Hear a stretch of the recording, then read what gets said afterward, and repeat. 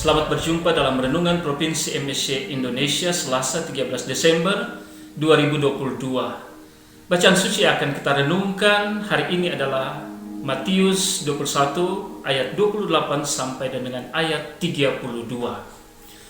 Saudara-saudari yang terkasih, sering orang menasihati kita agar melakukan sesuatu yang baik di dalam hidup kita, karena penyesalan selalu datang kemudian setelah sesuatu yang tidak kita harapkan, sesuatu yang tidak kita inginkan telah terjadi sebagai akibat dari kesalahan yang kita lakukan.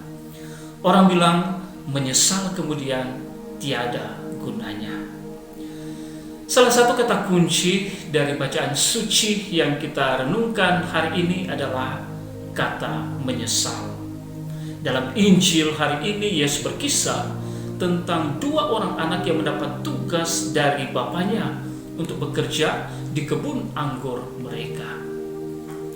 Anak yang pertama atau anak yang sungguh mengatakan kepada bapaknya, "Baik Bapa." Artinya, ia menyatakan siap, ia mau, ia bersedia melakukan permintaan bapaknya. Bahkan ia menjanjikan apa yang menyenangkan bagi bapaknya. Tapi kenyataannya, dia tidak melakukan apa yang diminta oleh bapaknya. Mungkin karena ia sibuk atau merasa permintaan bapaknya kurang menarik, kurang penting, atau mungkin karena permintaan bapaknya terlalu berat, tidak membawa kesenangan atau keuntungan bagi dirinya. Berbeda dari anak pertama, anak yang kedua menyatakan kepada bapaknya tidak mau. Artinya, dia tidak bersedia, tidak siap, dia enggan melakukan apa yang diminta oleh bapaknya. Tapi kemudian ia menyesal dan akhirnya melakukan kehendak bapaknya. Mungkin karena ia sadar bahwa ia telah tidak taat kepada bapaknya yang begitu baik bagi dirinya. Ia telah mengecewakan bapaknya, dan juga ia sadar bahwa apa yang dikehendaki oleh bapaknya bagi dirinya pasti sesuatu yang baik bagi dirinya. Saudara-saudari yang terkasih, menarik bahwa pada akhir dialog dengan Yesus, bahkan imam-imam kepala dan pemuka-pemuka bangsa Yahudi membenarkan anak yang kedua sebagai yang melaksanakan kehendak bapaknya, karena anak itu sadar akan kesalahannya, menyesalinya, mau memperbaiki dan melaksanakan kehendak bapaknya. Saudara-saudari yang terkasih, menyesali kesalahan adalah hal yang penting di dalam hidup. Tapi apakah menyesal saja sudah cukup? Tentu tidak. Anak yang kedua dipandang benar bukan saja karena ia menyesal atas kesalahan yang telah ia lakukan, tapi terlebih karena ia bertobat dan melakukan kehendak bapaknya.